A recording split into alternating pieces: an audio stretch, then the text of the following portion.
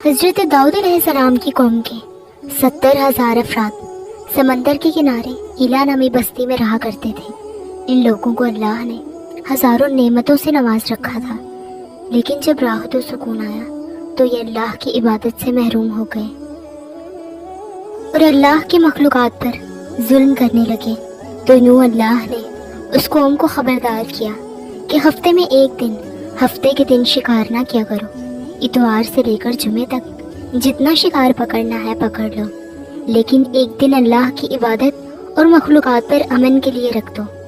یوں اللہ نے اس قوم کا امتحان لینا شروع کر دیا، اور وہ اتوار سے لے کر جمعے تک سمندر میں مچھلیاں پکڑنے لگتے تو مچھلیاں زیادہ مقدار میں ہاتھ نہ آتی، اور جب ہفتے کے دن سمندر کو دیکھتے تو ان کو بڑی بڑی مچھلیاں نظر آنے لگ جاتی۔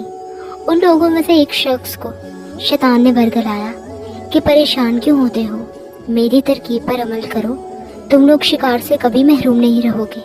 تو بس اسی طرح شیطان کے کہنے پر اس شخص نے ہفتے کے دن کانٹا لگا کر ڈوری کو سمندر میں ڈال دیا کہ مچھلی پھنسے، اور شیطان نے کہا کہ اس مچھلی کو تم اتوار کے دن نکالنا، اور یوں ہفتے کے دن کی حرمت بھی باقی رہے گی اور تمہارا شکار بھی ہو جائے گا۔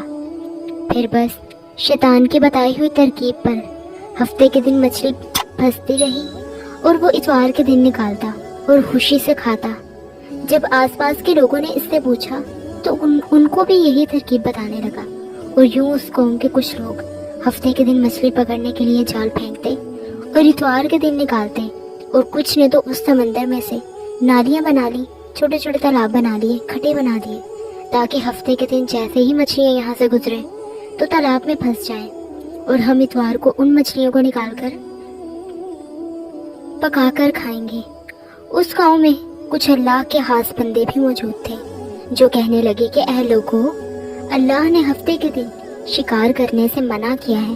یہ جو تم جال پھینکتے ہو، یہ چھوٹے چھوٹے تالاب بناتے ہو، ان میں ہفتے کے دن اگر مچھلی پھنستی ہے تو یہ شکار ہفتے کے دن کا ہوگا۔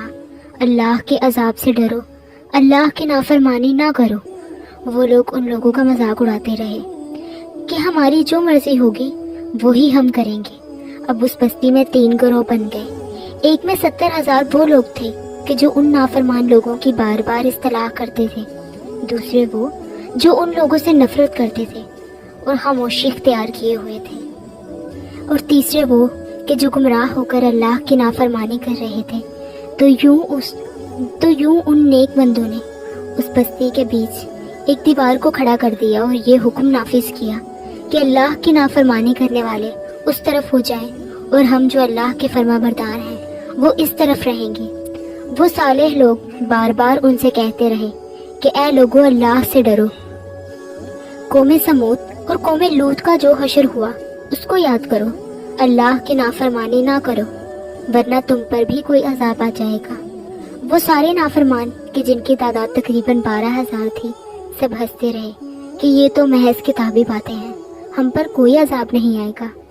بس جیسے ہی وہ گروہ 2 حصوں میں تقسیم ہو گیا، ایک وہ کہ جو اللہ کے فرما بردار تھے، دیوار کے اس طرف تھے، اور دوسرے وہ جو نافرما بردار تھے، وہ دیوار کے اس پار تھے۔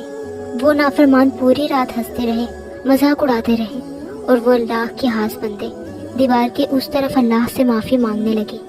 بس جیسے ہی صبح نمودار ہوئی، ان میں سے ایک شخص، ایک نیک اور صالح شخص، انہوں نے محسوس کیا کہ دیوار کے اس طرف سے کسی انسان کی آواز نہیں آ رہی۔ جیسے ہی دیوار کے اس طرف چڑھ کر دیکھنے لگے تو سارے کے سارے وہ لوگ بندر کی شکل میں تبدیل ہو چکے تھے اور بندروں کی حرکت کو انجام دے رہے تھے۔ وہ جو صالح لوگ دیوار کے اس طرف تھے، وہ بندروں کو دیکھنے لگے، ان صالح لوگوں میں سے جو ان کے رشتہ دار تھے۔ انہوں نے بندروں کے کپڑوں سے اپنے اپنے رشتہ داروں کو پہچانا اور چیخ کر رونے لگے اور اللہ سے معافی مانگنے لگے۔ لیکن اللہ کا عذاب جب آتا ہے تو وہ ہو کر ہی رہتا ہے۔ وہ 12,000 لوگ جو کہ بندر بن چکے تھے، کچھ بھی کھا پی نہیں پا رہے تھے، اور یوں 3 دن بعد وہ اس عذاب میں آ کر غرق ہو گئے۔ بے شک اللہ ان لوگوں کو پسند نہیں کرتا کہ جو اللہ کی نافرمانی کرتے ہیں۔ اے اللہ، ہم سب کو اپنا فرما بردار بندہ بنا، ہم سب کو ویسا بنا کہ جیسا تو دیکھنا چاہتا ہے۔ الہی آمین۔